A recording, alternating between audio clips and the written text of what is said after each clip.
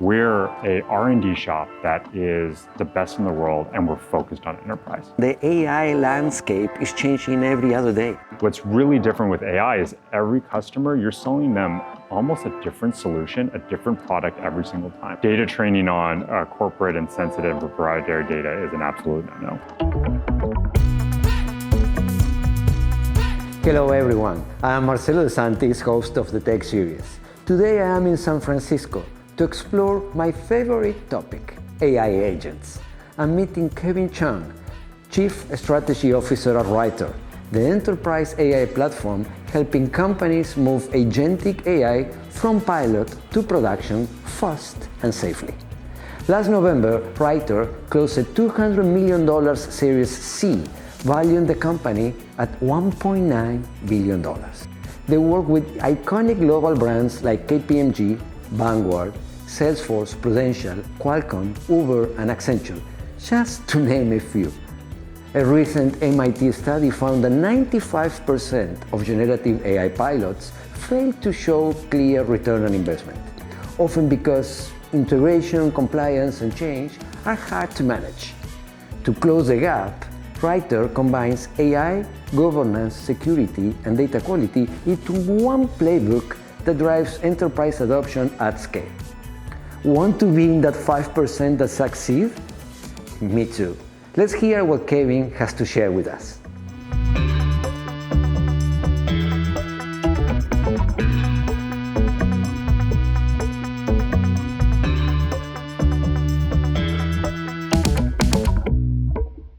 Hello everyone. I'm here today with Kevin Chung, Chief Strategy Officer at Writer.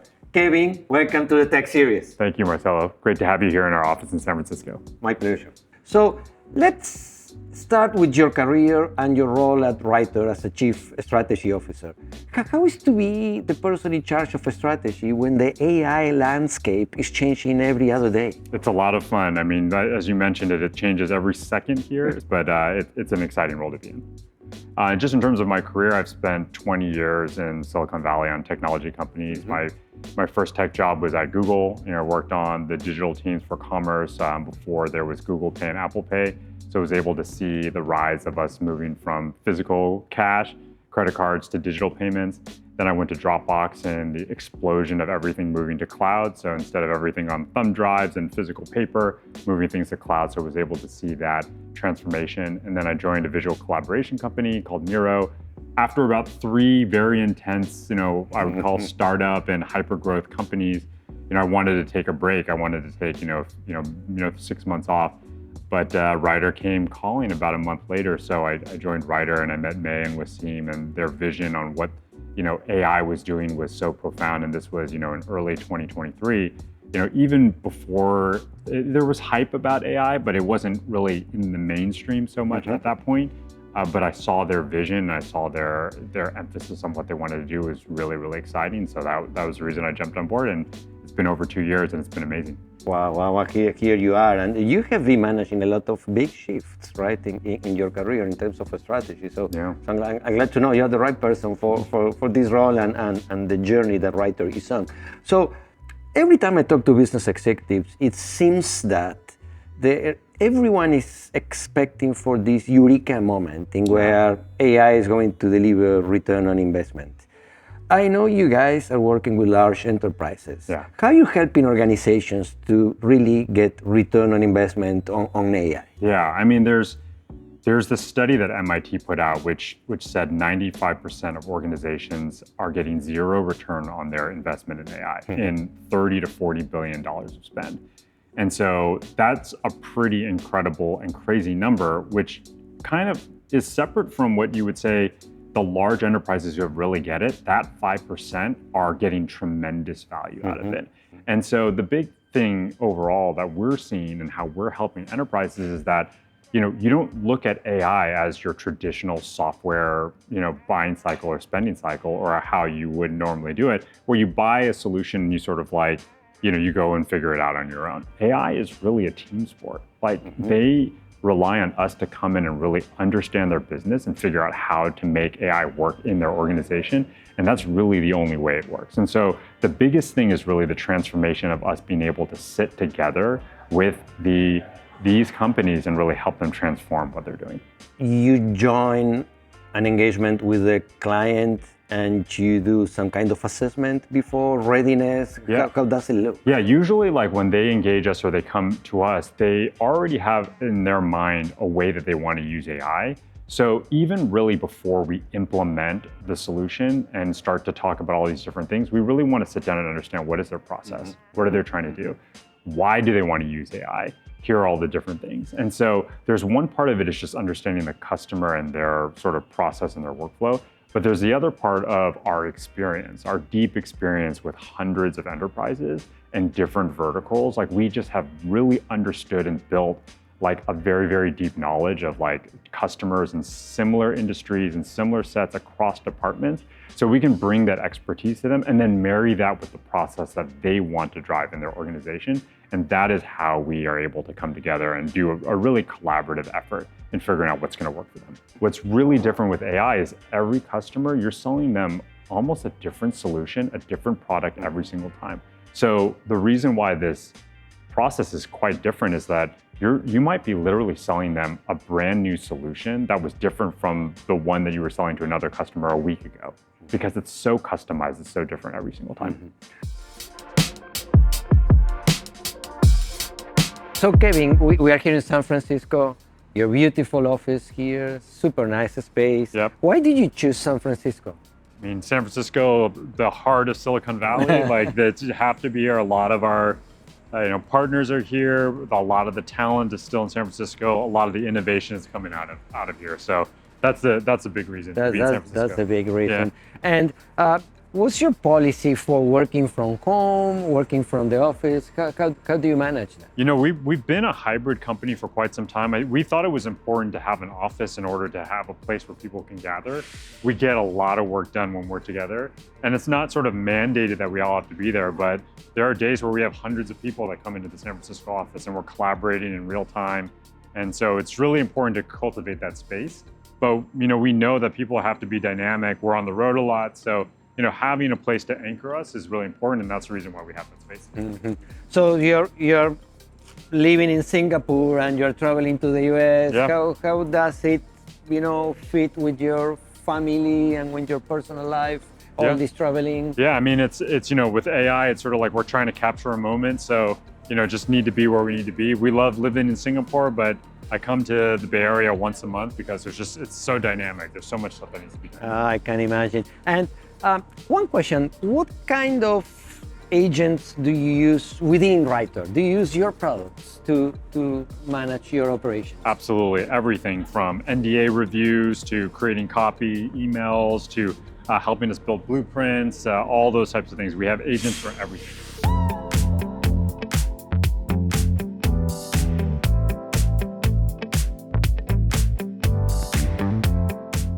Kevin, how do you manage the human aspect of AI implementation? I'm sure in many organizations it's replacing jobs or parts of a job. How does it come during your conversations? Is that something that you have to deal with? Yeah, I mean, we talk about, at least with the AI that we implement in organizations, is more empowering the workers and giving them a tool that we call it almost like giving them like superhuman abilities, right? So often we're not going into use cases where it's like we want to implement an agent that's going to completely replace your workforce. We're actually saying we want to bring in an agent that's going to help augment what your employees are doing and make them, thousands of times more productive, right? So that is the biggest thing that we're looking at. And we're looking at helping organizations do that use case. Because when you're talking about complete employee replacement, that's like a completely different change management system that those organizations have to drive. But there's so much actually out there where you can help employees do more things. And those are the use cases I think are the most valuable. And it's also helping your employees be able to, we call it reskilling so that they can learn how to use AI effectively. Because ultimately, that's where the future is going. We're going to all be able to use AI in every parts of our life, both personal and at work. And this is the process to get us there. Mm-hmm. You talk about reskilling. Is there any specific playbook that you have to help companies to Yeah. really use AI and, bring the humans in the loop of each of your workflows? What we're really proud of is that we've developed an enablement program, both with customers and partners and everybody that's involved in our ecosystem around, we're coming to you and showing you the playbook of the hundreds of customers and the tens of thousands of people we changed through this process and showing them how to do that. So this is we call it a very hands-on keyboard approach, right? Like we're gonna come in there and show you exactly how it's gonna be done. And then we kind of take this hands-on shoulder approach, which is once you've started to get comfortable with it, we sort of like let you go. And then once we feel like, and we have tons of really great customers who are now, we would call them like AI masters, Jedi masters now, we can go completely hands-off at that point. We provide you the technology and now you're off and running on your own. And so a lot of it is that collaboration of us being able to be there with them up front, but it has to be a process where, we are doing this together. It can't just be like, hey, we hand you the keys and see you later. Let's switch now to the architecture of your product. I understand that you guys decided to build your large language model yourself, your own large language model. Why did you make that decision? Yeah, it was a really important decision on thinking about like how are we going to build this company. And when Ryder made the intentional choice to go enterprise first, we realized that you can't rely on other people's technology if you're building for the enterprise. The key thing is the enterprise need to really fully understand like how the technology is being built. Can it be auditable? Can you inspect it and all those things? And you really can't do that if you're relying on other people's third-party technology. You just can't because you're not in control. So we made the decision very early on that every part of our stack, not just the LLMs, but every single component was fully owned and proprietary by us. So that was an intentional decision at the beginning. That is the only way to actually feel like we can really truly target the enterprise market because that's what they demand. So Kevin, if I'm a customer of Ryder, would you use my data from my company to train your models? Absolutely not. And that's a really important part about being an enterprise first company is that we are here to protect each individual company that we're working with. And so data training on corporate and sensitive and proprietary data is an absolute no, right? In an enterprise. And we have hundreds of different guardrails that basically enforce rules just like that in terms of what we do with customer data. The data is the customer's own data, right? And that it should remain that way.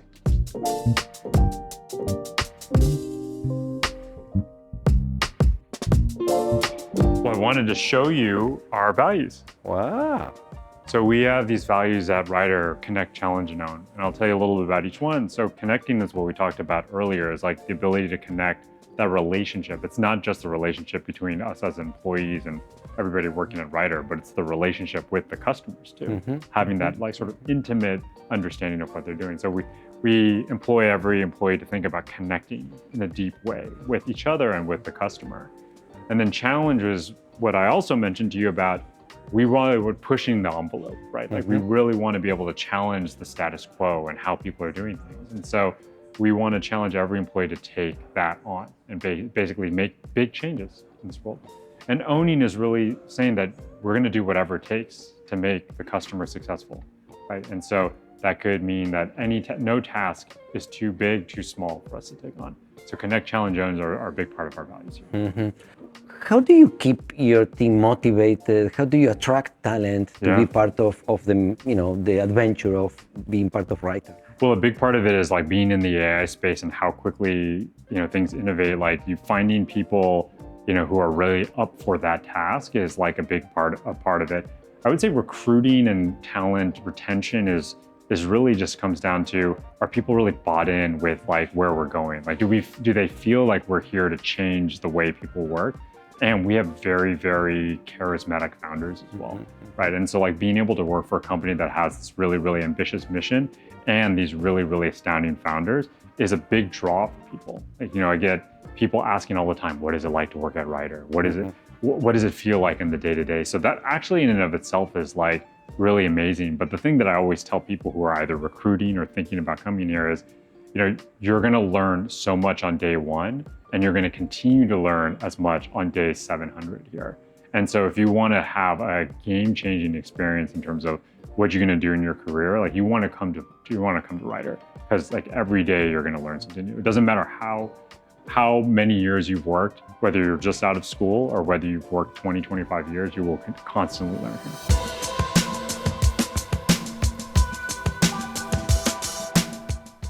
From any of the customers that you're working to today, which are the main KPIs that they are actually using to showcase the value of AI? Yeah, there's a ton of different, like every organization has a different ROI metric, and even within an organization, they might say a different process is a different ROI, right? And so we often see it, a major one, and I would bucket them into a couple of different groups, which is, higher productivity, revenue generating, cost cutting, are three kind of major buckets. What we see most common around productivity is, I have a set of employees, they're doing X today, I need them to do 100X, right? So how do I get them to be able to do that? How can I use AI to help make them more productive? And that's a huge part of one piece. The second is around revenue generation, which is, I actually need to generate more revenue, right? And a great example in like retail and CPG companies is, I have a product, I want to get it to market. It's going to take me 6 months to get this product to market. How can I get to that product to market in 3 days instead of six weeks? Is that possible? It is possible, right? If you think about a company who wants to launch a product, usually like a rebrand or maybe even creating new things, it's like, I need to create all of the marketing collateral. I need to create all the product descriptions. I need to create all the advertisements around it. I need to localize it in different languages. Sometimes that requires me to have a team of hundreds of people to do that. Sometimes I need to hire an outside agency, and I don't know how long they'll take to do that. And they have to match my brand and my consistency. You can use AI to help accelerate all of those things and empower and use your teams to be able to use it. So we have had some product launches, even international launches, where you can get products to market in days versus weeks or months. And that's revenue in the door when you get things on the shelf, right? And so there's tons that are around revenue generation as well. And then on the cost cutting side, there's things where it's like, I need to, if you're like an insurance company, I need to go through millions of claims, right? I need to answer this. I need to be able to do this very quickly. I have a backlog of millions of different claims I have to go through. Your ability to get through those very quickly and not put so many human hours to get it done. Instead, I want my humans to be doing the high value stuff versus the low value stuff. Then you can immediately come in and be able to help do some cost reduction there. Let's talk about trust, right? Every time we talk about AI agents and autonomy and how to make sure we can trust the decisions they make. How do you embed trust in Writer, in the platform? How do you measure trust, actually? Yeah. I mean, I think it's really one of those things where we have a relationship with the C-level executives and all the leadership of all of our enterprises where we're just a text message, a phone call, a WhatsApp away from them. So I think building that human relationship with the decision makers, the people who are driving the innovation in the organizations is like the utmost important thing. When I mentioned earlier around when you're running with a company, they want to feel like you're running alongside them. Not that you're standing on the sideline watching them, with your tool. And so that's a big piece of the trust, is that they know that if they need to reach out to us about something, that they can. And a big part of the relationship is as innovation is happening, they're messaging us saying, hey, I saw this thing. Can you tell me more about what's happening? Or we saw this latest announcement. Can you catch me up to speed on what's going on in the market? Because, we're evolving this thing very quickly. They want to be in the know as much as we do. So the trust is built based on that human to human interaction. Then there's the technology piece, right? The technology piece is like, it has to work, right? Like you just can't deploy something and it can't be like so-so, right? It can't be like, oh, I deployed this thing and it sometimes does what you want. So like, it doesn't matter how much, the human interaction is obviously super important, but the technology on its own has to stand, has to have its merit. So I think the trust is twofold. It's the human interaction between the leadership, but it's also that your product needs to do what it says.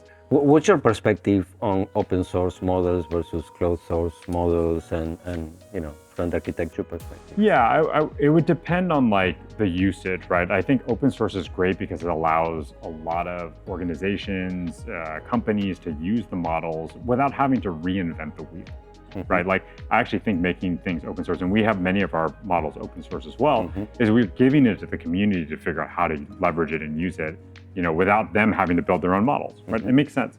I think though, in when you're talking about enterprise deployments, then you do need to have somewhat of we're not calling a closed ecosystem, but you do need to have somewhat of I would say, framework around how you're building it. And that is, a system that's built and purposefully built for that customer. And so I think open source is great for creating a lot of awareness and being able to allow people to leverage the innovation without having to spend money on doing it themselves. Like, nobody should be reinventing the wheel there. But when it comes to like a customer, it needs to be purposefully built for them. So I think that there's a world for both of those to play in, right? You see that combination. Yeah.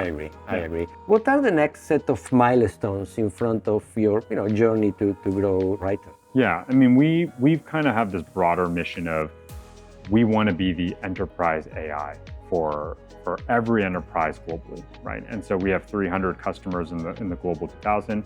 I would say if you wanted to chunk the milestones, like we want to serve 1,000 of the global 2000, right? Eventually we want to be the AI enterprise tool of choice for the entire global 2000, right? That's the ambitious goal that we have. So, we believe that we have, done the work to be able to put ourselves in the position to do that. And that's kind of the overarching goal, right? We want to be seen as the enterprise solution for AI. And today, I think, the customers have seen us as that. And so that's what we're marching towards and what we want to get to. Let me move now towards your leadership. What's your definition of leadership?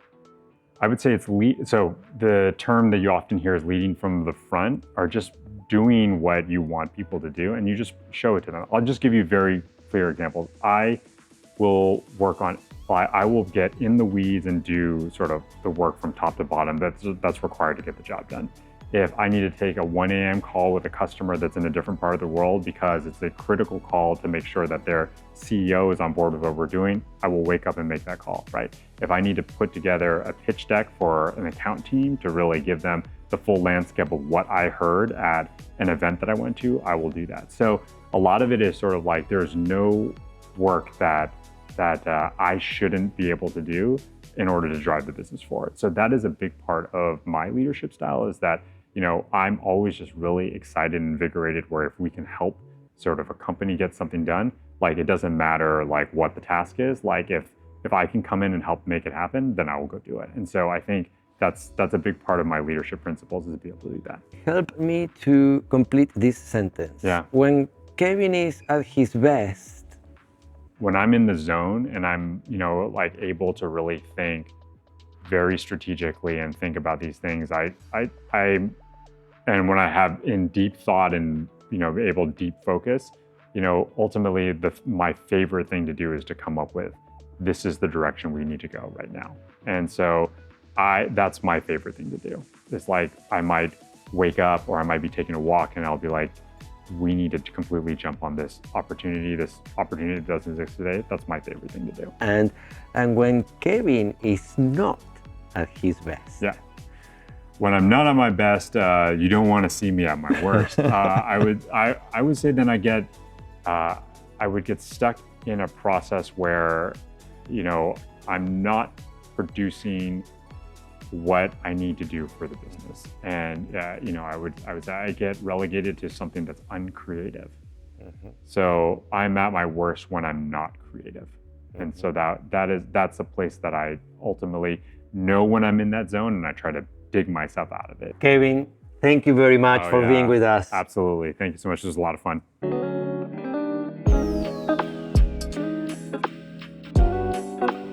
Another inspiring conversation with a leader who truly understands where AI stands today and where it's going next.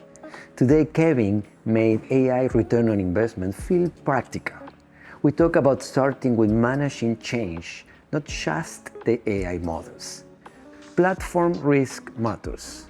With ChatGPT evolving into an operating system, Kevin emphasized enterprise-grade interoperability, privacy, and data control as the real safeguards. That's where Writer stands out, giving enterprises a real option beyond the AI labs. What stayed with me today was Kevin's view of leadership, having a clear vision and ability to bring others along on a transformational journey. I was also impressed by the organization's core values: connect, challenge, and own. They reflect the collaboration required to solve complex problems, the importance of customer-centric thinking, and a strong commitment to delivering results. Finally, I believe this is a leadership moment for you. AI is ready, but real transformation needs character more than technology. It means changing how people work, how work is measured, how humans and AI agents are organized and collaborate, and how performance is managed. I trust you have what it takes to lead this successfully and responsibly. I hope you enjoyed this episode. If you did, subscribe, like, and share. Your support keeps the show going. This is the Tech Series, where innovation meets humanity. See you in the next episode. 1, 2, 3, 4, 5, 6, 7, 8, 9, 3. Blah, blah, blah, blah, blah, blah, blah. Rolling. If we are going to San Francisco, make sure you wear writer in your hair. Singing is not my thing.